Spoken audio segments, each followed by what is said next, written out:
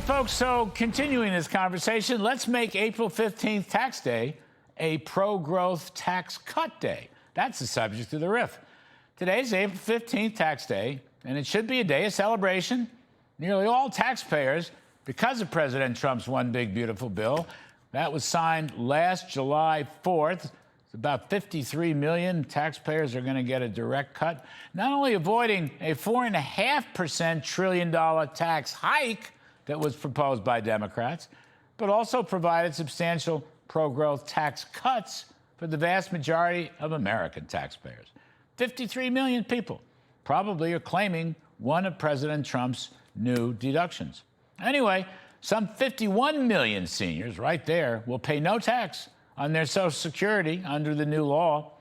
And then there's no tax on tips, no tax on overtime. That's all going to boost take-home pay, probably about $1,400 per person. Small business tax deductions remain in place, 100% immediate cost expensing for business and factory building, financing millions of new jobs at higher wages to boost kitchen table middle-class family incomes. It's all there. But for some reason, most Americans don't seem to know much about it. The highly regarded and accurate TIP poll shows that 40% of Americans think their taxes are going up. Only about 10% think they're going down. 37% think there's no change. I might add, other polls agree with that one. So the Republican Party has itself a marketing problem. Now, when I sat down with President Trump last February and I raised this issue, he acknowledged that he and his team had to do a better job of getting the message out.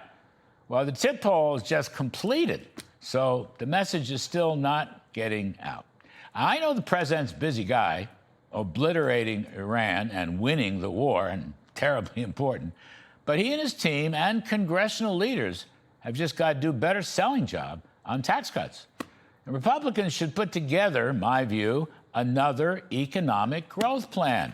There's plenty of time to do it through reconciliation, which requires 50 votes plus the vice president. Now, I'm not interested in a small plan. I'm not interested in an anorexic plan. I'm advocating a wide-bodied plan with tax cuts, especially inflation-adjusted capital gains, and huge savings from the budget from waste, fraud, and abuse. We need funding for a real voter ID, and the Pentagon's wartime supplemental should all be in there. And I'm hopeful that this growth plan can come to pass. Now, here's my colloquy with Senate Majority Leader John Thune from last night's show. Take a listen. You're talking about a very skinny anorexic, I love that, anorexic, very skinny anorexic reconciliation bill. Mr. Thune, you're not an anorexic kind of leader. If we want to do a budget resolution and do a more comprehensive approach and use reconciliation in the way that you described, there will be an opportunity to do that. This now, year. Obviously, depends. This year, sir? Obviously, this year? 2.0. It depends on. Big, beautiful, big and beautiful. Big, beautiful yeah. 2.0 bill.